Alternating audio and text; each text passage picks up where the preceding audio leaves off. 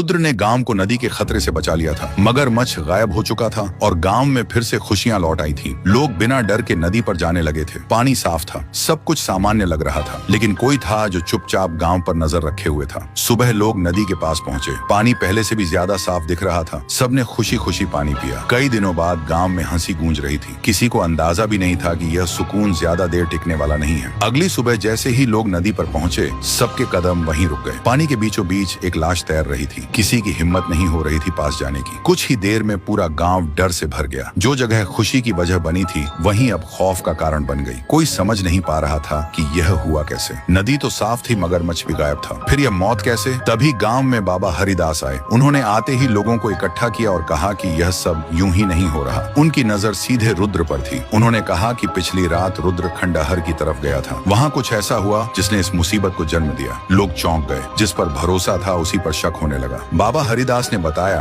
कि खंडहर में एक पुरानी शक्ति सोई हुई थी। रुद्र ने अनजाने में गलत मंत्र पढ़ दिया और उसी वजह से भैरवनाथ जाग गया। ये नाम सुनते ही माहौल और भारी हो गया। कुछ बुजुर्गों ने एक दूसरे की तरफ डर से देखा, जैसे वह इस नाम को पहले से जानते हों। बाबा हरिदास ने कहा कि भैरवनाथ कोई साधारण ताकत नहीं है। वह एक खतरनाक स्वर है जो छुप कर वार करता है। ये सुनकर हर कोई डर गया। रुद्र यह सब चुपचाप सुन रहा था। उसके मन में एक ही बात चल रही थी कि अगर यह सब उसकी वजह से हुआ है तो इसे खत्म करना भी उसी की जिम्मेदारी है। रुद्र गांव के बाहर गया, तभी उसे सामने वही बूढ़ा आदमी दिखाई दिया जिससे वह पहले मिला था। रुद्र तुरंत उसके पास गया और बोला, बाबा, ये भैरवनाथ कौन है? यह नाम सुनते ही बूढ़े आदमी का चेहरा बदल गया। उसकी आंखों में डर साफ नजर आ रहा था।